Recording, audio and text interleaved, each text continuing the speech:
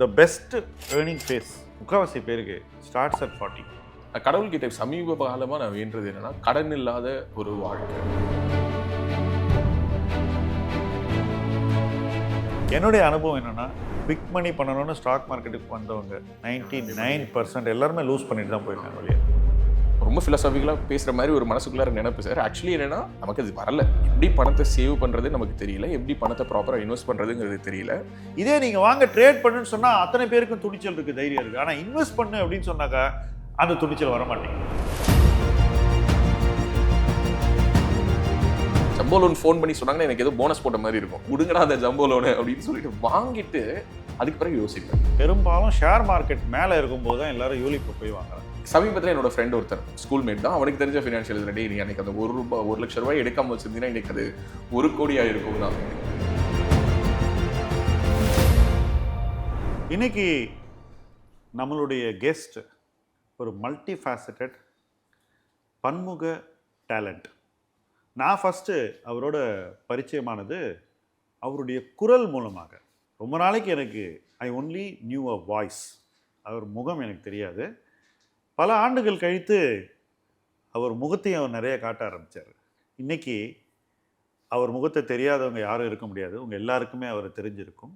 சொந்த காலில் நின்று எப்படி வளரணும் அப்படின்ற ஒரு தேடலில் தன்னை தொடர்ந்து வளர்த்து கொண்டிருக்கும் நண்பர் தான் இன்றைக்கி நம்முடைய விருந்தினர் ராஜவேல் நாகராஜன். வெல்கம். சரி, வணக்கம். உங்களை சந்திக்கிறதுல ரொம்ப மகிழ்ச்சி. இது வரைக்கும் நம்ம மீட் பண்ணதில்லை. Yes sir. ஸோ உங்களை பற்றி சொல்லுங்கள். ஸோ 2004-05 வேலைக்கு போயிடுறேன். 2015 வரைக்கும், அதாவது என்னுடைய திருமணம் வரைக்குமான 10 ஆண்டுகள் வந்து அது வந்து ஒரு டேர்ம். ஓகே, அது ஒரு ஃபினான்ஷியல் டேர்மாகவும் இந்த 15லேருந்து 25 ஒரு போர்ஷனாகவும் பிரிக்கணும்னு எனக்கு தோணுது சார். ஏன்னா முதல்ல ஒரு ₹3000 சம்பளம், அப்புறம் அது 5000 ஆச்சு. ரேடியோவில் என்ட்ரு ஆகும்போது அதுதான் சார் என்னோட ஃபஸ்ட்டு 5 டிஜிட் சேலரி. ₹10,000 என்னோட சம்பளம் சார். ஸோ அந்த 10, 20, 30 அப்படியே ஒரு 4 வருஷம் எடுத்து நான் சென்னைக்கு வரும்போது 2011 என்னோட சம்பளம் வந்து ₹50,000 சார். 2011 நான் வந்தேன். ஸோ அப்போ தான் முதல் தடவை வந்து இந்த டிடிஎஸ்லாம் பிடிச்சிட்டு ஒரு ₹50,000 சொல்லிட்டாங்க. முதல் மாதம் சம்பளம் பார்த்தா அக்கௌண்ட்டில் ₹45,000 வந்துருந்தது சார். ஸ்ட்ரெயிட்டாக ஃபோன் பண்ணிவிட்டு, ஏன்னா எங்கள் ஹெச்ஆர் வந்து மும்பையில், எங்கே அந்த ₹5,000 காணும் அப்படின்னா அது உன்னோட ஆஃபர் லெட்டரில் இருக்கேன்னு சொல்கிறாங்க. அப்போ தான் எடுத்து படித்து பார்க்குறேன் 10% டிடிஎஸ் பிடிப்பாங்கன்னு. அந்த டிடிஎஸை வந்து எப்போ ரிட்டர்ன் கிளைம் பண்ணி வாங்குவோன்னு ஒரு வருஷம் முழுக்க காத்திருப்போம் சார். அந்த மாதிரியான ஒரு காலகட்டத்தில் I started my career by 2011. But அந்த 50,000 ஏர்ன் பண்ணிட்டு இருந்தீங்களா? ஆமாம் சார். அன்னைக்கு உங்களுடைய வாழ்க்கை முறை எப்படி இருந்தது? உங்களால் வந்து அந்த பணத்தை வச்சுட்டு என்ன பண்ண முடிஞ்சது, என்ன நீங்கள் பண்ணலை, ரெண்டும் சொல்லுங்கள். என்னென்னலாம் லைஃப்பில் நமக்கு ஆசைகள் இருக்கும்ல சார். அதாவது அப்போவே வந்து ஒரு கிராக்ஸ் வாங்கணும், ஒரு லெவைஸ், ஒரு ஜீன்னா அதான் போடணும். இப்படி இருந்த இந்த குட்டி குட்டி ஆசைகளை எக்ஸ்ப்ளோர் பண்ணுறதுக்கே எனக்கு அது போதுமானதாக இருந்தது. இவ்வளவுக்கும் ரொம்ப கஷ்டப்படுற குடும்பம்லாம் இல்லை, ஒரு மிடில் கிளாஸ் குடும்பம் தான். இருந்தும் கூட எனக்கு இருந்த அந்த கனவுகளை எக்ஸ்ப்ளோர் பண்ணி பார்க்கணும் ஃபுல்லாக சார். துவம்சம் பண்ணேன் சார். ஸோ இது வந்து 2011 ஆரம்பித்த இந்த லைஃப் ஸ்டைல் வந்து ஆல்மோஸ்ட் பார்த்தீங்கன்னா ஒரு 4-5 வருஷம் இந்த மாதிரியான ஒரு வாழ்க்கை போச்சு. 2015 ஐ காட் மேரிட் சார். கொஞ்சமாக அப்போ தான் ஒரு பயம் வர ஆரம்பிச்சது. She was also working. அவங்க முதல் நாளே என்ன சொல்லிட்டாங்கன்னா, இந்த பேர் ஏன் பணங்கிறது ஏன் பணம், ஓம் பணங்கிறது ஓம் பணம். சூப்பர். நான் சம்பாதிக்கிறத I have a saving mechanism. ஏன்னா அவங்க என்ன பண்ண மாட்டாங்கன்னா சார், யாருக்கும் கடன் கொடுக்க மாட்டாங்க, யார்கிட்டையும் கடனும் வாங்க மாட்டாங்க, கிரெடிட் கார்டு யூஸ் பண்ண மாட்டாங்க, பேங்க்கில் மட்டும்தான் போடுவாங்க. அதிகபட்சம் போட்டாங்கன்னா பேங்க்கில் எஃப்டியில் போடுவாங்க, இல்லை ஆர்டியில் போடுவாங்க. வேறு எதுவுமே பண்ண மாட்டாங்க. ரொம்ப கன்சர்வேட்டிவான மெத்தடாலஜியில் போவாங்க. நான் அவங்ககிட்டயே போயிட்டு ஒரு தடவை கேட்டேன், இல்லை நம்ம ஒரு தெரிஞ்சவர் ஒருத்தர் கேட்குறாரு, ஒரு 3 lakhs கொடுத்தீங்கன்னா உனக்கு மந்த் ஆன் மந்த் ஒரு ₹4,500 வேணாம், உன் பணத்தில் நீ என்ன வேணாலும் பண்ணி என் பணத்தை தொடாதுன்னு. அப்படி தான் அவங்க ஆல்மோஸ்ட் அவங்க ஜாப் குவிட் பண்ணுற வரைக்குமே இருந்தாங்க. எனக்கு அந்த ஒரு ஃபினான்ஷியல் ஒழுங்கு இல்லை அப்படிங்கிறது என்னோட தாட். அது ஏன் நம்ம தான் நல்லா பண்ணிட்டு இருக்கோமே, நம்ம எதை பற்றி கவலைப்பட மாட்டோம்ன்ற ஒரு உண்மை சார், உண்மை. அடிக்கடி எங்கள் அம்மா வந்து சேவிங்ஸ் பண்ணலையேன்னு சொல்லும்போது தான் நான் என்ன சொல்லுவேன்னா, அடுத்த வருஷம் லைஃப் எப்படி இருக்கும்னு தெரியாது. ஸோ ரொம்ப ஃபிலாசபிக்கலாக பேசுகிற மாதிரி ஒரு மனசுக்குள்ளார நினைப்பு சார். ஆக்சுவலி என்னென்னா, நமக்கு அது வரல. எப்படி பணத்தை சேவ் பண்ணுறது நமக்கு தெரியல, எப்படி பணத்தை ப்ராப்பராக இன்வெஸ்ட் பண்ணுறதுங்கிறது தெரியல. இந்த தெளிவில்லாத தன்மையும் அதை பற்றி மெனக்கிறதுக்கான ஒரு சோம்பேறித்தனமும் நம்மளை என்ன பண்ண வைக்குதுன்னா, சொல்லும் பொழுதே நான்லாம் இன்றைக்கி வரதை வச்சு நாளைக்கு எனக்கு வராதுங்கிற பயம் இருக்கிறவங்க தான் சேமிக்கணும். இப்படிலாம் நான் எங்கள் அம்மா கிட்ட பேசியிருக்கேன். எனக்கு என்றைக்கு இருந்தாலும் சம்பாதிச்சிக்க முடியும், வந்துடும், வந்துடும். அப்போ ஒரு கட்டத்துக்கு மேல நான் ஏற்கனவே சொன்ன மாதிரி அவங்களுக்கு இருந்தது ஒரு வேற ஒரு மாதிரியான ஒரு தயக்கம். Everything whatever it is, every single penny இது அவனோட உழைப்பு. பட் ஒரு பீரியடுக்கு மேல எங்க அம்மா சொல்ல ஆரம்பிச்சாங்க. இல்ல கல்யாணம் ஆயிடுச்சு. உன் ஒய்ஃபே கேட்கலைனாலும் நீ சொல்லி பழகு.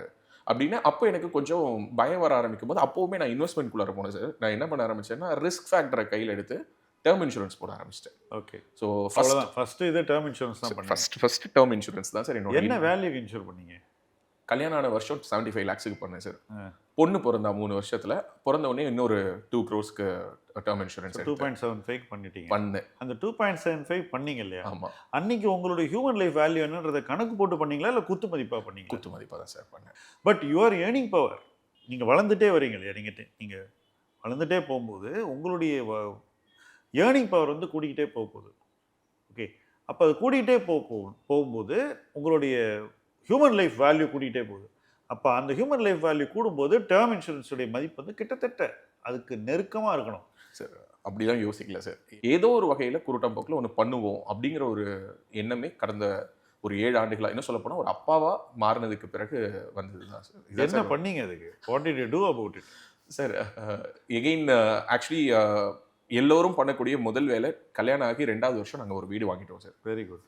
வேலுச்சேரியில் பர்ச்சேஸ் ஃப்ளாட்டை ஒரு 45 லட்சம் ரூபா அதுக்கு நாங்கள் லோன் போட்டோம். ஓகே. கையிலேருந்து ஒரு 15 lakhs போட்டு இட்ஸ் 60 lakh ஒரு ப்ராப்பர்ட்டி. இந்த வீடு வாங்கி அடுத்த ஒரு வருஷத்தில் என் குழந்தை பிறந்துட்டா. ஸோ இட்ஸ் ஒரு 2 BHK ஒரு 800 square feet ஒரு வீடு.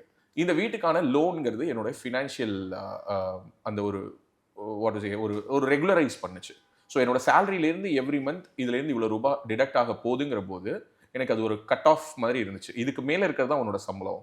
ஸோ நான் எனக்குள்ளார சொல்லிக்க ஆரம்பிச்சிட்டேன், உன்னோட சம்பளம் 80 இல்லைப்பா, போட்டவொடனே 30,000 ரூபா போயிடும் அப்படின்னா 50 ரூபா தான். இந்த 50க்குள்ளார உன்னோட எக்ஸ்பென்சஸை பிளான் பண்ணு அப்படின்னு. 2வது சார் எனக்கு ஒரு பெரிய ஒரு பேட் ஹேபிட்டாக எனக்கு யாராவது ஒரு ரேண்டமாக நம்ம ஒரு டிஃபால்ட் இல்லாமல் லோன் கட்டுறதுனால, இந்த லோன் எடுத்து கட்டுறதா இருந்தாலும் டாப் அப்க்கு ஃபோன் வரும், கிரெடிட் கார்டில் லோன் வரும், இந்த ஜம்போ லோன்ஸ் வரும். ஜம்போ லோன் ஃபோன் பண்ணி சொன்னாங்கன்னா எனக்கு ஏதோ போனஸ் போட்ட மாதிரி இருக்கும். கொடுங்கடா அந்த ஜம்போ லோனு அப்படின்னு சொல்லிட்டு வாங்கிட்டு அதுக்கு பிறகு யோசிப்பேன் என்ன பண்ணலாம்னு. நான் அந்த லோன்லாம் எதுக்கு எடுத்தேன், அந்த பணம்லாம் என்ன பண்ணேன், இதெல்லாம் எனக்கு தெரியவே தெரியாது. பட் ஒரு சர்டைன் பீரியடுக்கு பிறகு என்னுடைய கவனம் வந்து கொஞ்சம் கொஞ்சமாக எகெயின் ஒரு கன்சர்வேட்டிவான ஃபார்மேட்டாக இருந்தாலும் கோல்டை நோக்கி திருப்பலாம். ஏன்னா எனக்கு எல்லாத்துலேயுமே ஒரு அடிப்பட்டதுனாலையோ என்னவோ குழுக்கள் வாங்கல் ஒத்து வரல, நமக்கு வேறு எதுவும் நமக்கு உருப்படியாக பண்ண தெரியல. ஸோ இந்த ஹவுசிங் லோனோட சேர்த்து எப்போல்லாம் நமக்கு ஏதாவது ஒரு லம்சமாக ஒரு இன்வெஸ்ட்மெண்ட் பண்ணுறதுக்கான பொட்டன்ஷியலில் நமக்கு ஏதோ ஒரு ரெவென்யூ வருதோ அதை நம்ம வந்து கொண்டுட்டு போயிட்டு கோல்டில் பண்ணலாம். அப்படி கோல்டு எப்படி வாங்கினீங்க? காயின்ஸாக வாங்க ஆரம்பித்தேன் சார். காயின்ஸாக வாங்க ஆரம்பித்தேன். ஸோ அப்படி தான் பொண்ணுக்கான ஒரு தேடல் தொடங்கி அதை கொஞ்சம் ஒரு பீரியாடிக்கலாக பண்ண ஆரம்பித்தேன் சார். எவ்ரி இயர் நான் ஒரு டார்கெட் வச்சுக்கிட்டேன். ஓகே, முதல் வருஷம் வந்து ஒரு இந்த வருஷத்தில் ஒரு 2 சவரன் வாங்கணும், அடுத்த வருஷம் அது அப்படியே டபுள் பண்ணணும் அப்படின்னு சொல்லி அவள் ஒவ்வொரு வருஷம் அவள் வளர வளர வளர அந்த போர்ஷனை வந்து நான் அப்படியே இன்க்ரீஸ் பண்ணிகிட்டே வந்தேன் சார்.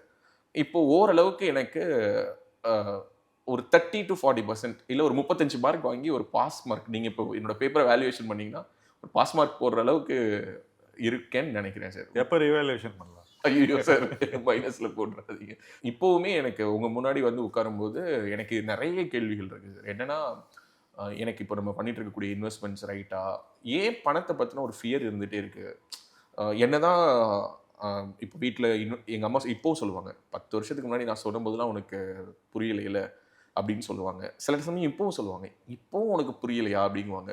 ஏன்னா சம்டைம்ஸ் ஏதாவது ஒரு விஷயத்தை நம்ம வந்து இதே மாதிரி இப்போ நம்ம அந்த 10 வருஷத்துக்கு முன்னாடி சொன்ன மாதிரி என் பொண்ணு அவள் எப்போ இதெல்லாம் பார்க்க போகிறா, எனக்கு கிடைக்காததெல்லாம் என் பொண்ணுக்கு கிடைக்கணும் அப்படின்லாம் சொல்லி ஏதாவது லேவிஷாக என் பொண்ணுக்கு நான் ஏதாவது பண்ணும்போது எங்கள் அம்மா ஒரு அலாம் பெல் அடிப்பாங்க, வேணாம் பண்ணாத, அவளுக்கு டாய்ஸ் வாங்கி கொடுக்குறேன் அது இதுன்னு. ஒரு பர்த்டேக்கு வந்து ஒரு 30-40,000க்கு கிச்சன் செட் வாங்கினேன். எங்கள் அம்மா சொன்னாங்க அதுக்கு அரைப்போ நகை வாங்கி வச்சிருக்கலாம்ல.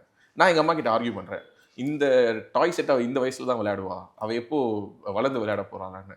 ஸோ இன்னமும் எனக்குள்ளார அந்த ஒரு இன்னும் அந்த பழைய ஒரு ராஜவேல் அப்பப்போ எட்டி பார்க்குறான்னு தோணுது. But at the same time எனக்கு இதில் ஒரு கிளியரான ஒரு டேக்கும் எடுக்க முடியல சார். ஸோ இதுதான் இல்லை பேசிக்காக வாழ்ந்து காட்டணும் அப்படின்ற ஒரு வெறினே சொல்லுவேன் நான். ஓகே, அது வந்து வெளியில் தெரியாது, பட் உள்ளுக்குள்ளே அது இருந்துகிட்டே இருக்கும். இப்போ நம்ம சக்திக்கு மேலே ஒரு செலவு பண்ணும்போதோ அல்லது ஒரு பொருளை வாங்கும்போதோ அல்லது ஒரு வாழ்க்கை முறையை நம்ம கடைபிடிக்கும் போது அந்த ஒரு ஃபீலிங் தான் இதை ட்ரைவ் பண்ணுது. நல்லா வாழறது இங்கே பிரச்சனை இல்லை. பட் நான் வாழ்ந்த வாழ்க்கைக்கு இதுதான் என்னுடைய அவுட்புட், இதுதான் இந்த அவுட்புட் தான் எனக்கு எதிர்காலத்துக்கு எனக்கு கை கொடுக்க போகுதுன்னு காட்டுற மாதிரி டேஞ்சிபிளாக ஒரு விஷயம் உருவாகணும். இப்போ இதை எப்போ நீங்கள் பண்ண ஆரம்பிக்கிறீங்கன்றது தான் இங்கே கொஸ்டின். என்னை பொறுத்த மட்டும் நீங்கள் 50,000 ஸ்டார்ட் பண்ண கிராஸ் பண்ண அன்றைக்கே நீங்கள் இதை பண்ணியிருக்கலாம். நீங்கள் சொன்னதில் எனக்கு புரிஞ்சது என்னென்னா 15-20,000 ஊருக்கு அனுப்புறது எனக்கு ஒரு டியூட்டி அப்படின்னு சொல்கிறீங்க. அப்போ பாக்கி 30ல்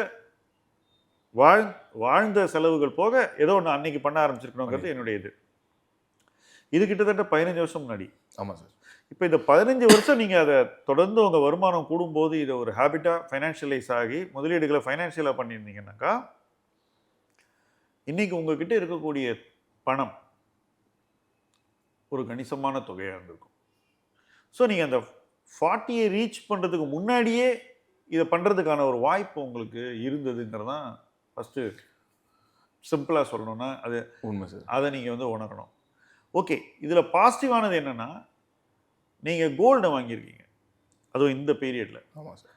கோல்டு வந்து இந்த 10 ஆண்டு காலத்தில் குறைவான விலையில் இருந்தது ரொம்ப நாளைக்கு. இப்போ தான் ஒரு ஆண்டு காலத்தில் அது வந்து ஒரு மதிப்பு கூடியிருக்கிறது. பட் கோல்டு வளராது, அதுக்கு ஒரு வேல்யூங்கிறது வந்து க்ரோத் ஓரியன்ட் கிடையாது. எப்போ பொருளாதாரம் வளராதுன்னு எல்லாரும் பயப்படுறாங்களோ, எப்போ உலகத்தில் சர்ச்சைகள் வரும், பிரச்சனைகள் வரும், போர்கள் வரும், கோவிட் மாதிரி ஒரு சூழல் வரும்னு நினைக்கிறாங்களோ அப்போ வந்து கோல்டுக்கு வந்து கிராக்கி அதிகமாகுது. சப்போஸ் இந்த பிரச்சனைகள்லாம் இறங்கும் அப்படின்னு சொன்னாக்கா அந்த பாயிண்ட்ல வந்து உங்களுக்கு கோல்டு ஒரு பெரிய இன்வெஸ்ட்மெண்ட்டாக இருக்காது. அப்போ உங்களுக்கு வேற ஏதோ ஒன்று தேவைப்படுது. ரெண்டாவது சார், எனக்கு இன்னொரு விஷயமும் சொல்லணும். எல்லாத்தையுமே சில பேர் வந்து ஸ்டார்ட் பண்ணுவாங்க, சொல்லுவாங்களே சார், இந்த ஸ்டார்டிங் நல்லா இருக்கும், ஃபினிஷிங் சரியில்லைங்கிற மாதிரி. நான் 2008-9 காலகட்டத்திலேயே மியூச்சுவல் ஃபண்ட்ஸில் மாதம் 5,000 ரூபாய் சேவ் பண்ண ஆரம்பிச்சேன். 2011-12 நான் சென்னை வந்தபோது சார் ஒரு 2 மாதம் வந்து எனக்கு இந்த சென்னையுடைய சம்பளத்தையும் தாண்டியே சில தேவைகள் இருந்தது சார். எனக்கு அது வந்து எதனாலன்னு இப்போ யோசிச்சு பார்த்தா எதுக்காக அன்றைக்கி நம்ம இது பண்ணோன்னு, நான் அந்த எஸ்ஐபியில் கொஞ்சம் கொஞ்சமாக நான் சேர்த்து வச்சிருந்த ஒரு 1 லட்ச ரூபாய் பணத்தை நான் எடுத்துட்டேன் சார். சமீபத்தில் என்னோட ஃப்ரெண்ட் ஒருத்தர், அவர் கொஞ்சம் ஏதோ அவனுக்கு தெரிஞ்ச, என்னோட ஸ்கூல்மேட் தான், அவனுக்கு தெரிஞ்ச ஃபினான்ஷியல் இதில் நீ அன்றைக்கி அந்த 1 லட்ச ரூபாய் எடுக்காமல் வச்சிருந்தீங்கன்னா இன்றைக்கி அது 1 கோடியாக இருக்கும்னா எனக்கு அதுலேருந்து என்னடா சொல்கிறேன் அப்படின்னு. எப்படா 1 லட்ச ரூபா 1 கோடி ஆகும் அப்படின்னு. இல்லைடா, மியூச்சுவல் ஃபண்ட்ஸில் நீ எடுத்த போது அது 2011 நீ 11-12 நீ குவிட் பண்ணி எடுத்துட்ட, இன்னைக்கு அந்த ஃபண்ட்ஸ் எல்லாம் இப்படி இருக்கு அப்படி இருக்குன்னு எனக்கு தெரியல. சரி, டு பி ஃப்ராங்க் ஆக்சுவலி சொல்லணும்னா இப்போ உட்காந்து இவ்வளோ நேரம் நம்ம பேசுகிறோம்ல சார், இந்த மாதிரியான ஒரு சிஸ்டமே இல்லை. அதனால கூட ஒரு காரணமாக இருக்கு. பட் நீங்கள் நிறைய விஷயங்கள் பண்ணியிருக்கீங்க இல்லையா? நீங்கள் வந்து ஒரு எம்ப்ளாயியாக இருந்திருக்கீங்க, சேலரி வாங்கியிருக்கீங்க, அதில் ஒரு வீடு வாங்கியிருக்கீங்க, இஎம்ஐ கட்டியிருக்கீங்க, அந்த லோனும் நிறைய இப்போ குறைஞ்சிருக்கும் இல்லையா? கட்டி முடிச்சிட்டீங்க. ஸோ அது வந்து உங்களுக்கு ஒரு பெரிய அச்சீவ்மெண்ட். ஸோ லோனை ரீபே பண்ணிட்டீங்க. ஸோ அப்போனா என்ன இதுலேருந்து புரியுது, உங்களால் ஒரு 45-50 லேக்ஸை வந்து சேவ் பண்ணி ஒரு கடனை அடைக்க முடியுன்றது தெளிவாக நீங்கள் உங்களுக்கே prove to your self, to your wife, to your mother, யாருக்கெல்லாம் நீங்கள் ப்ரூவ் பண்ணவோ அதை பண்ணிட்டீங்க. இப்போ அதே விஷயத்தை இன்வெஸ்ட்மெண்ட்டில் பண்ணால் என்ன அப்படின்ற ஒரு தேடல் தான் அடுத்தது உங்களுக்கு வரணும், ரைட்? இது முதல்ல வந்திருந்தா உங்கள் ஃப்ரெண்டு சொல்கிற மாதிரி உங்கள்கிட்ட அந்த 1 கோடி ரூபாய் இருந்திருக்கலாம். பட் இதில் என்ன விஷயம்னா, திருப்பி அந்த இடத்துல போய் you have to start, you cannot avoid it. The good thing is, இன்றைக்கி உங்களுடைய வருமானம் 2011 இருந்ததை விட கணிசமாக அதிகமாக இருக்கும். உங்களுக்கு சேமிக்கக்கூடிய சக்தி வந்து இன்றைக்கி it is much more. So அந்த சேவிங் பவர் அதிகமாக இருக்கும்போது இன்வெஸ்டிங் பவர் அதிகமாகுது. அப்போ நீங்கள் குறுகிய காலகட்டத்தில் மறுபடியும் பணத்தை சேமித்து வளர்க்குறதுக்கான ஒரு வாய்ப்பு இருக்குது. இந்த 40 தொட்டதுக்கு பிறகு சார் நேச்சுரலாகவே ஒரு நீங்கள் சொல்கிற மாதிரி செல்ஃப் பில்டாக இருந்தாலும் சரி, இல்லை எப்படி இருந்தாலும் சரி, ஒரு சின்ன ஒரு பய உணர்வோ அல்லது ஒரு பொறுப்புணர்வோட கூடுதலோ ஒன்று வருது சார். என்னென்னா, நம்ம இது சரியான ட்ராக்ல தான் போயிட்டுருக்கோமா, எப்படி நம்ம ஒரு சரியான ட்ராக்ல போகிறோம், இல்லை இதுதான் ஒரு ப்ரோக்ரெசிவ் மெத்தட் அப்படிங்கிற மாதிரி இதுக்கு ஏதாவது தியரியோ இல்லை ஃபார்முலாவோ இருக்கா சார்? சிம்பிளாக இல்லை. ஃபஸ்ட்டு த குட் நியூஸ் என்னென்று சொல்கிறேன். த பெஸ்ட் ஏர்னிங் ஃபேஸ் முக்கால்வாசி பேருக்கு ஸ்டார்ட்ஸ் அட் 40. அந்த 40ஸ்ல நீங்கள் வந்து உங்களுடைய பீக் பர்ஃபார்மன்ஸ், உங்களுடைய அவுட்புட்டும் பெஸ்ட்டாக இருக்கும்போது உங்களுடைய வருமானம் அதுக்கேற்ற மாதிரி வருதான்றதை நீங்கள் என்ஷூர் பண்ணணும் ஃபஸ்ட்டு. சரி, எனக்கு என்னுடைய வேலைக்கான மதிப்பு வருது அப்படின்னு தோணுச்சுன்னா அந்த மதிப்பிலிருந்து எப்படி வருங்காலத்துக்கு ஏதோ ஒன்று கிரியேட் பண்ணணுன்றதுக்கான ஒரு தேடலில் போயிடணும். 40ஸ்ல தான் உங்களுக்கு ஹை சேவிங்ஸ் பண்ணுறதுக்கான ஒரு சாத்தியக்கூறு இருக்கும். உதாரணத்துக்கு 100 ரூபாய் சம்பாதிச்சிங்கனாக்கா உங்களால் 30% 40% அதில் சேவ் பண்ண முடியும். சில நேரங்களில் 50% கூட உங்களால் சேவ் பண்ண முடியும். அந்த பணத்தை அதே அளவுக்கு எவ்வளோ முடியுமோ அந்த அளவுக்கு மேக்ஸிமைஸ் பண்ணி சேவ் பண்ணி இன்வெஸ்ட் பண்ணிக்கிட்டே வந்தீங்கன்னாக்கா என்டையர் 40ஸை நீங்கள் அந்த பணத்தை தொடாமல் இருந்தீங்கன்னாக்கா 50 வரும்போது நீங்கள் பரவாயில்லப்பா இந்த 10 வருஷத்தில் நம்ம அதுக்கு முன்னாடி என்னெல்லாம் செய்யலையோ அதெல்லாம் செஞ்சிட்டோம் அப்படின்ற ஒரு இடத்துக்கு வருவீங்க. ஓகே, ஒரு கம்பேரிசனாக வந்து ஒரு கேள்வி வைக்கலாம்னு நினைக்கிறேன் சார். என்னன்னா என்னோட ஸ்கூல் மேட் அவரும் சென்னையில் தான் இருக்காரு. கம்பேரிட்டிவ்லி பார்த்தீங்கன்னா என்னை விட அவரோட ஏர்னிங்ஸ் கம்மி தான். ஆனால் அவங்க ஹஸ்பண்ட் அண்ட் ஒய்ஃப் 2 பேருமே வந்து இந்த எங்கள் ஃபேமிலியில் ஒரு ஸ்ட்ரக்சர் இருந்தது இல்லை சார், ஏன் பணம் ஓம் பணம் அந்த கான்செப்ட் இல்லாமல் 2 பேரும் கம்பைண்டாக ஒர்க் அவங்களோட ஃபினான்ஷியல்ஸ் டிஸ்கஸ் பண்ணுவாங்க. மேபி அவங்க ஃபேமிலிக்கு அது ரொம்ப அவங்களுக்கு ஈஸியாக ஒர்க் அவுட் ஆச்சு. சென்னையில் ஒரு 2-3 வீடுகள் வாங்கினாரு சார். எங்களுக்கு தெரிஞ்சு நல்ல நிலம்லாம் வாங்கினாரு. ஏதாவது ஒரு விஷயம் இன்வெஸ்ட்மெண்ட் ட்ரை பண்ணிக்கிட்டே இருப்பார். இப்போ வந்து ஒரு செயின் ஆஃப் ஒரு இந்த குழந்தைகளுக்கான கிட்ஸ் ஸ்டோர் நெட்வொர்க்கில் இப்போ இன்வெஸ்ட் பண்ணிகிட்டு இருக்கிறாரு. ஆனால் எங்களோட பார்வையில் நான் என்ன சொல்லுவேன் அப்படின்னா, எங்களுக்குள்ளார ஒரு டிஸ்கஷன் வரும்போது, அவன் என்னடா லைஃப்பை வாழவே மாட்டேங்கிறான். ஸோ அவன் அன்னெசரியாக சினிமா இந்த ஃபேமிலியோட அவுட்டிங் எதுவுமே போக மாட்டான். குழந்தைங்கள்கிட்ட வந்து குழந்தைங்களுக்கு இதுதான் அப்படிங்கிற அந்த ஒரு லைனுக்கு மேலே அந்த குழந்தைங்க வேறு எதுவும் கூட கேட்கவும் கேட்காது, கேட்டாலும் அவன் செய்யவும் மாட்டான். இன்னும் சொல்லப்போனால் எங்கள் ஃப்ரெண்ட் சர்க்கிளில் நாங்கள் பேசும்போது அவனை வந்து நாங்கள் திட்டுவோம், கஞ்சன் தான் சொல்லுவோம். ஸோ பெரிய நாங்கள் எல்லோரும் சேர்ந்து எங்கேயாவது ட்ரீட்டை போனோன்னா பர்சையும் எடுக்க மாட்டான்.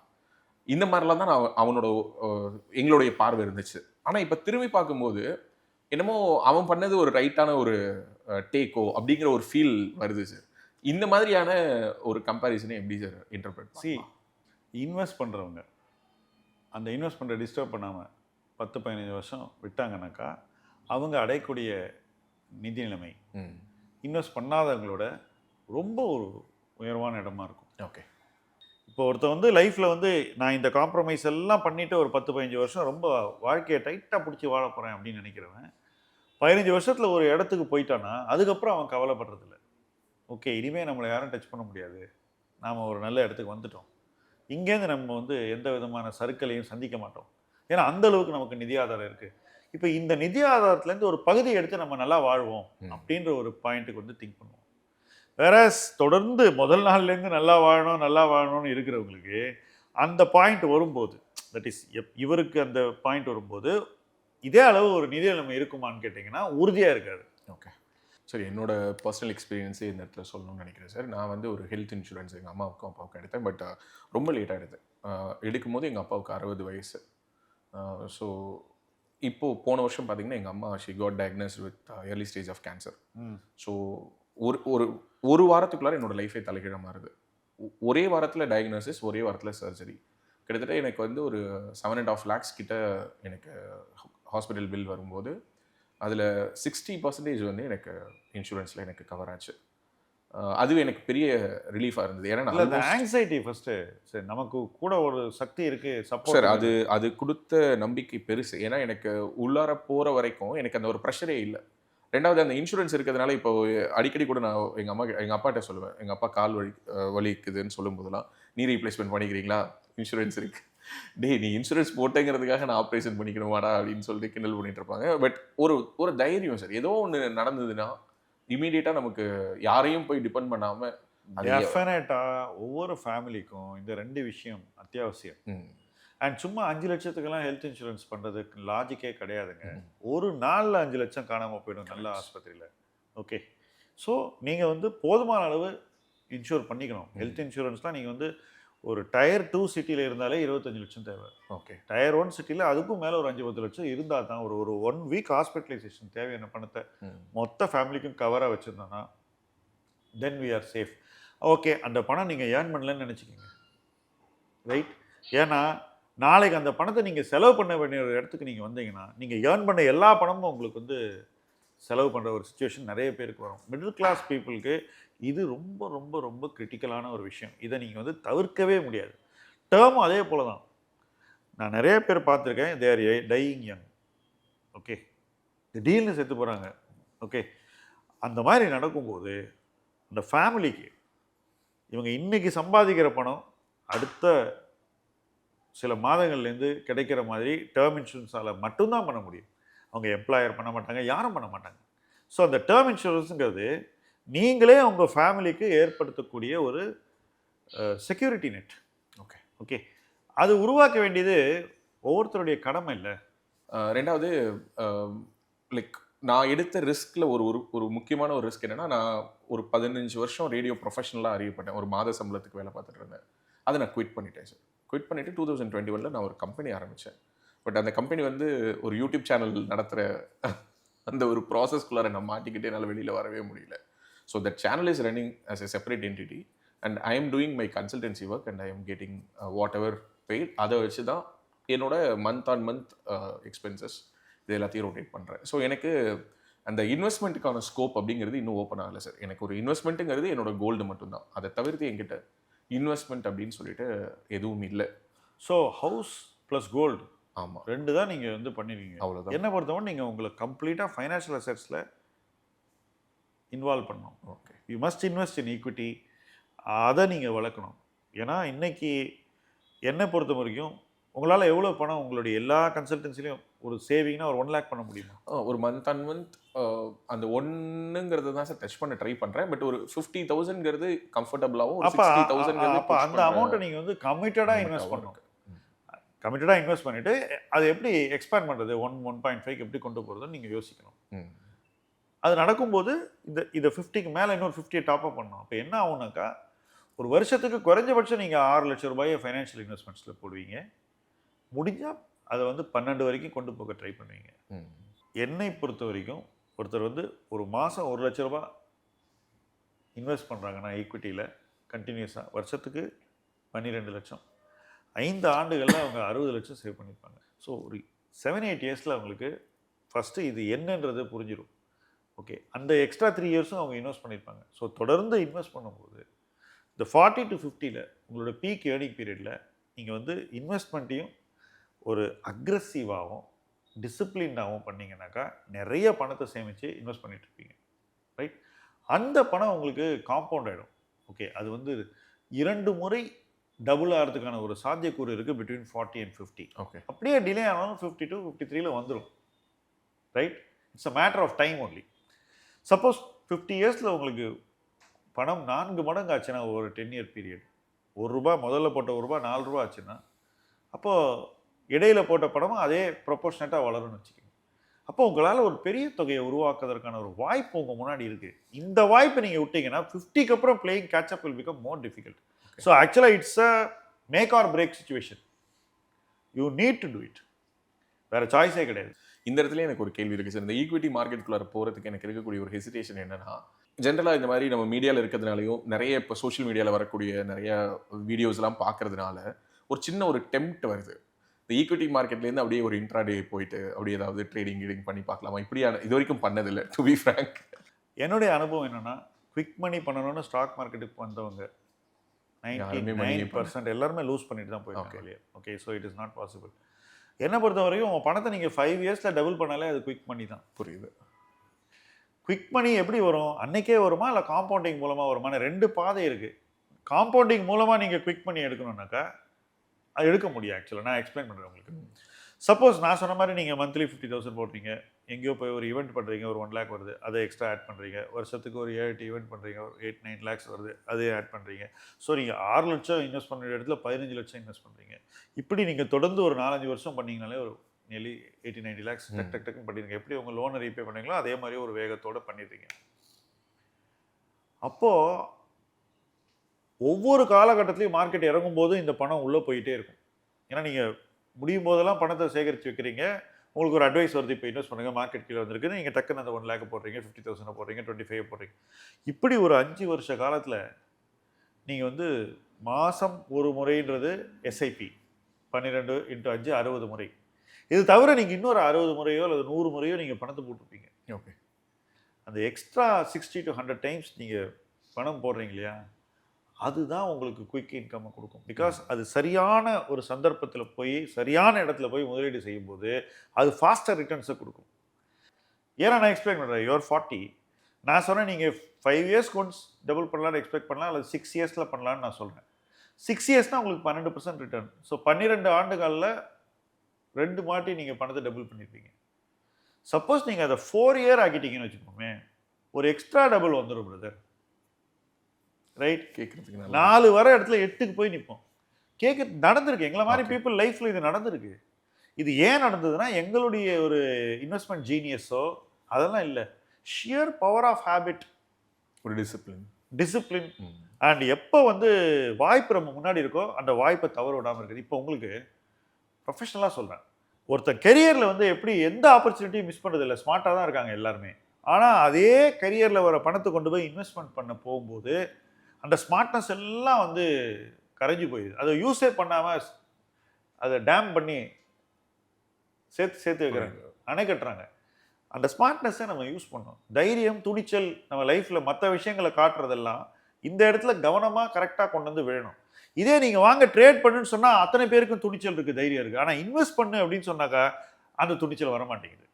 ஒரு 5 இயர்ஸில் 100லேருந்து 120 முறை நம்ம இன்வெஸ்ட் பண்ணலாம், மேலே பண்ணலாம். நான்லாம் டெய்லி இன்வெஸ்ட் பண்ணுறேன். நான் 5 இயர்ஸ் இன்வெஸ்ட் பண்ணேன்னா கிட்டத்தட்ட 800லேருந்து 1000 முறை இன்வெஸ்ட் பண்ணுவேன். ஒரு வருஷத்துக்கு 200 நாள்னா டெய்லி ஏதோ ஒன்று பண்ணிகிட்டே இருக்கணும், சின்ன சின்ன விஷயங்கள். அது எல்லாம் சேர்ந்து தான் எனக்கு இன்றைக்கி ஃபைனான்ஷியல் ரிசல்ட்டை கொடுத்துருக்கு, ரைட்? ஆனால் அன்னன்னைக்கு செய்ய வேண்டிய விஷயங்கள் எல்லாமே ரொம்ப ப்ரிசைஸாக இருக்கணும்னு நினைக்கிறேன் நான். சும்மா விளையாட்டா மேம்போக்கா ஒரு டெசிஷன் எடுக்கக்கூடாது, ஒரு இன்வெஸ்ட்மெண்ட்டை பண்ணக்கூடாது. ரொம்ப ரொம்ப ப்ரிசைஸாக இருக்கணும்.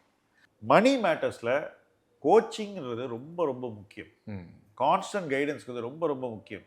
பெரிய பெரிய பிஸ்னஸ் பண்ணலாம் இது மாதிரி பீப்புளை வச்சுட்டு தான் அவங்க லைஃப்பை ஓட்டுறாங்க. ஓகே நம்ம மிடில் கிளாஸ்லேருந்து வரும்போது நம்ம என்ன நினைக்கிறோம், எல்லாத்தையும் நம்மளே பண்ண முடியும்னு நினைக்கிறோம்.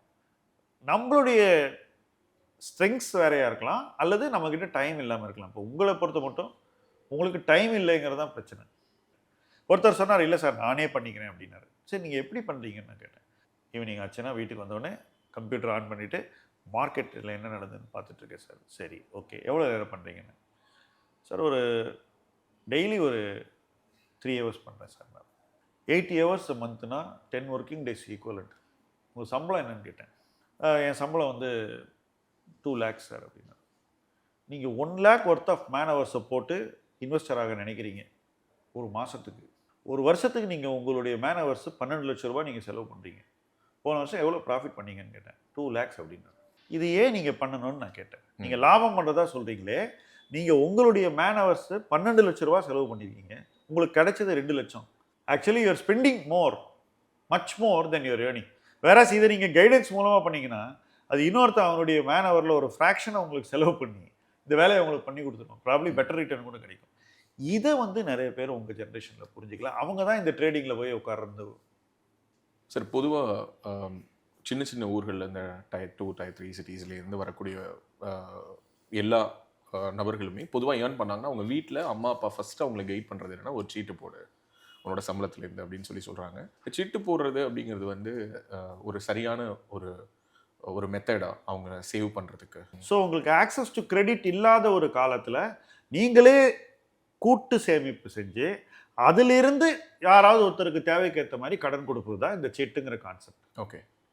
இப்போ இன்றைக்கி இருக்கிற சூழ்நிலையில் இந்த கூட்டு சேமிப்பு மூலமாக ஈட்டக்கூடிய வருமானம், அதாவது யார் வந்து கடன் எடுக்கலையோ அவங்களுக்கு கிடைக்கக்கூடிய வருமானம் முந்தைய மாதிரி இல்லை. ஏன்னா மற்றவங்களுக்கு மற்ற அவென்யூஸ் இருக்குது அவசரத்துக்கு பணம் திரட்டுறதுக்கு. ஸோ இங்கே வந்து அவங்க ரொம்ப தள்ளி எடுக்க மாட்டாங்க. கரெக்டாக அது மாறி போச்சு. ரெண்டாவது வந்து நிறைய பேர் கடன் வாங்கிட்டு கட்டாமல் போகிறதுங்கிற ஒரு கலாச்சாரம் வந்து அதிகரிச்சிருச்சு. ஸோ இது ரெண்டும் சேர்ந்து என்ன ஆயிடுச்சு, ஒன்று யார் வந்து சேமிப்புக்காக சீட்டுக்கு வராங்களோ அவங்களுக்கு ரிட்டர்ன் வந்து அதிகம் இல்லை, யார் கடன் வாங்குறாங்களோ அவங்ககிட்ட போதுமான நேர்மை இல்லை. அப்போ இன்னைக்கு இந்த சீட்டினுடைய ஸ்ட்ரக்சரே வந்து முன்பு இருந்த மாதிரி இல்லைங்கிறது தான் ஃபஸ்ட்டு பாயிண்ட். இதுக்கு அடுத்த பாயிண்ட் என்னன்னாக்கா, நீங்கள் கட்டுற சீட்டு அரசின் மேற்பார்வைக்கு கீழே உள்ள சீட்டா அல்லது இன்ஃபார்மல், தட் இஸ் உங்களுக்கு தெரிஞ்சவங்க, உங்கள் ஏரியாவில் உள்ளவங்க, உறவுக்காரங்க, உங்கள் கம்பெனியில் வேலை செய்கிற ஒரு நபர், இந்த மாதிரி சீட்டான்றது. என்னை பொறுத்த வரைக்கும் இந்த இன்ஃபார்மலில் இந்த பிரச்சனை இன்னும் அதிகம். ஆனால் குடும்ப நபரை நிறைய சீட் வந்து இந்த இன்ஃபார்மல் மெத்தட்ஸில் தான் ஆப்ரேட் ஆகுது. ஃபண்டமெண்டலாக பர்சன் டு பர்சன் கடன் கொடுக்கறது எவ்வளோ தப்போ அதே மாதிரி தான் இது. அவ்வளோக்கு அவ்வளோ இந்த இன்ஃபார்மல் சீட் தப்புன்னு நான் சொல்லுவேன். இப்போ எல்லோருக்குமே இருக்கக்கூடிய ஒரு கொஸ்டின் வந்து என்னென்னா, பேசிக்காக லைஃப் இன்சூரன்ஸ் அப்படின்னாலே எல்ஐசி. எவ்வளவோ ப்ரைவேட் இன்சூரன்ஸ் வந்தாலும் still people rely on LIC to some extent அப்படின்னு நான் நினைக்கிறேன். ஸோ அப்போது இப்போ எல்ஐசி மாதிரியான இதில் ஒரு பாலிசி எடுக்கணும்னு வச்சுக்கோங்க சார். இப்போ நானே வந்து எடுத்தேன் சார், ஒரு 20 வருஷம் நான் ஒரு 2000 ரூபாய், அதாவது ஒரு குவார்ட்டருக்கு once 2000 rupees, so 600 odd rupees per month அப்படிங்கிற மாதிரியான இன்சூரன்சஸ்லாம் எடுத்தேன். ஜீவன் ஆனந்த் அப்படின்னு சொல்லிட்டு ஒரு பாலிசி 20 வருஷம் நம்ம கட்டுறோம் சார். இந்த மாதிரியான பாலிசிஸை சூஸ் பண்ணுறது எந்த அளவுக்கு ஒரு சரி, இதை பற்றி உங்களோட பார்வை என்ன சார்? ஸோ என்ன நடக்குதுன்னா, உங்களுடைய சேமிப்பில் நீங்கள் ஒரு பகுதியை இந்த மாதிரி இன்எஃபிஷியன்ட் இன்வெஸ்ட்மெண்ட்ஸ், உங்களுக்கு போதுமான அவுட்கம்மை உருவாக்கி கொடுக்காத இன்வெஸ்ட்மெண்ட்ஸ், ஜீவன் ஆனந்தை நான் அந்த வகையில் சேர்த்துப்பேன். ஸோ தேவையான அவுட்கம்மை உருவாக்கி கொடுக்காத ஒரு இன்வெஸ்ட்மெண்ட்டில் நீங்கள் போட்டிங்கன்னாக்கா, நாளைக்கு உங்களுக்கு கிடைக்கக்கூடிய பணம் பணவீக்கத்தை விட மதிப்பில் ரொம்ப அதிகமாக இருக்காதுங்கிறது தான் ஃபஸ்ட்டு பாயிண்ட். ஓகே. ரெண்டாவது, இன்சூரன்ஸில் எப்போ உங்களுக்கு பணம் திருப்பி கொடுத்தாலும் அவங்க கொடுக்கக்கூடிய ரிட்டர்ன்ஸ் 5%லேருந்து ஒரு 7% வந்தால் பெரிய விஷயம். இதுக்கு மேலே உங்களுக்கு ரிட்டர்ன் கிடைக்காது காம்பவுண்டிங்கில். பணம் உங்களுக்கு திரும்பி என்னைக்கோ ஒரு நாள் வரணும் அப்படின்னாக்கா அதை நீங்கள் வந்து மியூச்சுவல் ஃபண்ட் மூலமாக பண்ணுறது பெட்டர்ன்றது தான் என்னுடைய பாயிண்ட் ஆஃப் வியூ. சரி, இன்னொரு இன்சூரன்ஸை நீங்கள் வெறும் இப்போ எல்ஐசியே இருந்தால் கூட, நான் எல்ஐசிக்கு எதிரானவன் இல்லை, எந்த பிராண்டாக இருந்தாலும் நீங்கள் வந்து டேர்ம் இன்சூரன்ஸ் பண்ணாலே போதுமானது அப்படின்றது என்னுடைய கருத்து. பொதுவாக சார் இன்னொரு கேள்வி என்னன்னா, எல்ஐசி வந்து நீங்கள் சொல்கிற மாதிரி கன்வென்ஷனல் பிளான்ஸாக இந்த மாதிரி ஜீவன் ஆனந்த் இந்த மாதிரி நிறைய ஸ்கீம்ஸை வந்து கொண்டுட்டு வந்தபோது அது வந்து நிறைய மக்களால் விரும்பப்பட்டுச்சு சார். ஆனால் ஒரு சர்டன் பீரியடுக்கு அப்புறம் அவங்களும் வந்து இந்த மாடர்னைசேஷனுக்கு ஏற்ற மாதிரி யூலிப் பாலிசிஸ்லாம் கொண்டுட்டு வந்தாங்க. இந்த யூனிட் லிங்க் பாலிசிஸுங்கிறது வந்து இன்றைக்கும் மக்கள்கிட்ட ஒரு பயமாக தான் இருக்குது. இப்போ கூட யாராவது ஒரு ஃப்ரெண்ட்ஸ் யாராவது இன்சூரன்ஸ் ஏஜென்ட்ஸ் கிட்ட பேசும்போது அவங்க சொல்கிறது என்னன்னா, சார் இந்த ஷேர் மார்க்கெட்டுக்குள்ளார இன்வெஸ்ட் பண்ணி ஒரு ரிட்டர்ன்ஸ் வரும்னு சொன்னாலே அந்த பாலிசியை மக்கள் தொட மாட்டேங்கிறாங்க சார். இன்னமும் மக்களுக்கு அந்த ஒரு சின்ன ஒரு பயம் இருக்குது சார் அப்படின்னு சொல்கிறாங்க. அப்போது அவங்க நினச்ச மாதிரி ஒரு ரிட்டர்ன்ஸ் அந்த யூலிப் பாலிசிஸ் கொடுக்கலன்னு எடுத்துக்கிறதா, இல்லை நீங்கள் சொன்ன மாதிரி ஜீவனானந்த் மாதிரி, ஜீவனானந்துங்கிறது ஒரு எக்ஸாம்பிள் தான், நீங்களே சொன்ன மாதிரி இந்த மாதிரி எல்லா இன்சூரன்ஸ் கம்பெனிஸ்கிட்டையும் ஒரு கன்வென்ஷனல் பிளானும் இருக்குது, ஒரு மாடர்னைஸ்டு பிளானும் வச்சு என்டோமெண்ட் பிளான்ஸ் இருக்குது, என்டோமெண்ட் பிளான்ஸ் வச்சுருக்காங்க. ஸோ அப்போது கம்பேரிட்டிவாக இந்த கன்வென்ஷனலை விட இப்படியான பிளான்ஸை எடுத்துக்கலாம் அப்படின்னு சொல்ல வரதா புரிஞ்சுக்கிறதா? யூலிப்பில் ஒரு பிரச்சனை இருக்குது. ஓகே. பெரும்பாலும் ஷேர் மார்க்கெட் மேலே இருக்கும்போது தான் எல்லாரும் யூலிப்பை போய் வாங்குறாங்க. மார்க்கெட் ஒரு பூமில் இருக்கும்போது அதுக்கப்புறம் என்ன ஆகுது, மார்க்கெட்டுக்கு கீழே போயிடுது. யூலிப்பில் ஃபஸ்ட்டு ஃபியூ இயர்ஸில் அவங்க வந்து நிறைய ஃபீஸ் எடுத்துப்பாங்க, கமிஷன்ஸ் பே பண்ணுவாங்க. ஸோ அவங்க யூலிப் முதல்ல மதிப்பை இழந்துட்டு அதுக்கப்புறம் காலப்போக்கில் காம்பவுண்டிங் மூலமாக மறுபடியும் இழந்த மதிப்பை ஈட்டி விட்டு அதுக்கப்புறம் உங்களுக்கு எக்ஸ்ட்ரா மதிப்பை எடுத்து கொடுக்கணும். இதில் இன்னொரு விஷயம் என்னென்னா, உங்களுடைய தேவை என்ன, உங்களுக்கு இன்சூரன்ஸ் தேவை எவ்வளோ தேவை, உங்களுடைய ஹியூமன் லைஃப் வேல்யூ அளவுக்கு தேவை. உங்களுடைய ஹியூமன் லைஃப் வேல்யூ அளவுக்கு நீங்கள் இன்சூர் பண்ணணும்னா யூலிப் மூலமாக நீங்கள் கட்டக்கூடிய ப்ரீமியம் வந்து நீங்கள் கட்ட முடியாத அளவுக்கு அதிகமாக இருக்கும். ஓகே. ஸோ நீங்கள் ஆக்சுவலாக யூலிப்பில் கட்டுற ப்ரீமியம் வந்து உங்களை போதுமான அளவு இன்சூர் பண்ணாதுங்கிறது தான் ஃபண்டமெண்டல் ப்ராப்ளம். ஸோ நீங்கள் அண்டர் இன்சூர்ட் ஆகிடுவீங்க. முக்கால்வாசி பேர் யூலிப் வாங்குறவங்க யாருன்னா, இன்சூரன்ஸே தேவையில்லாதவங்க, டேக்ஸ் பர்பஸஸ்க்காக யூலிப்பில் இன்வெஸ்ட் பண்ணுறவங்க தான். நடுத்தர வர்க்கத்தினர் வந்து யூலிப் பக்கம் போக வேண்டிய அவசியம் இல்லை. ரிச் பீப்புள் போனாங்கன்னா அவங்களுக்கு அதில் ஒரு அட்வான்டேஜ் இருந்தது இதுக்கு முன்னாடி.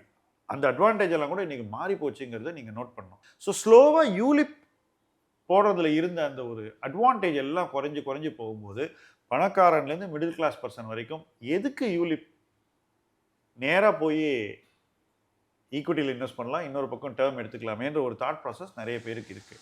பட் என்னை பொறுத்த வரைக்கும் யூலிப் இல்லாமல் அதில் வரக்கூடிய ரிட்டர்னை நீங்கள் டைரெக்டாக மியூச்சுவல் ஃபண்டில் எடுக்க முடியுன்றது தான் என்னுடைய அடிப்படை கருத்து. இப்போ நான் உங்கள்கிட்ட ஒரு set of rapid fire questions கேட்க போகிறேன். Okay sir. உங்களுடைய முதல் ஜாப் என்ன? திருப்பூரில் வந்து ஒரு பாலித்தீன் பேக் ப்ரொடக்ஷன் கம்பெனியில் வாரத்துக்கு 750 rupees. அதான் என்னோட first job. Work in factory. அதான் ஃபஸ்ட்டு சம்பளம் வந்தவுடனே நீங்கள் என்ன வாங்குனீங்க? What is the first thing? நீங்கள் வாங்கின முதல் பொருள் என்ன? நைட் ஷோ தேட்டரில் போய் படம் பார்த்தேன். என்ன படம் பார்த்தீங்க ஞாபகம் இருக்கா?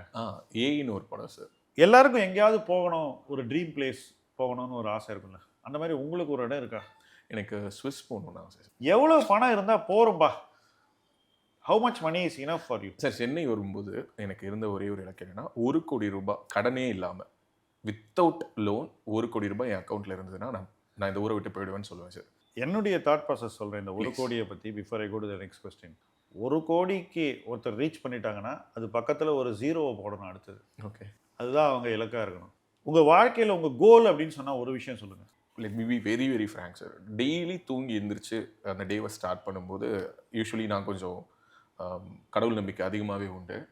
கடவுள்கிட்ட சமீப காலமாக நான் வேண்டது என்னன்னா கடன் இல்லாத ஒரு வாழ்க்கை. மிக அழகான ஒரு கோல். ஏன்னா இந்த வீடியோ பார்க்குற பல பேருக்கு இந்த ஒரு கோல் இருக்குன்னு நினைக்கிறேன். அதை நீங்கள் ரொம்ப வெளிப்படையாக சொன்னீங்க. I must really thank you for making this very interesting.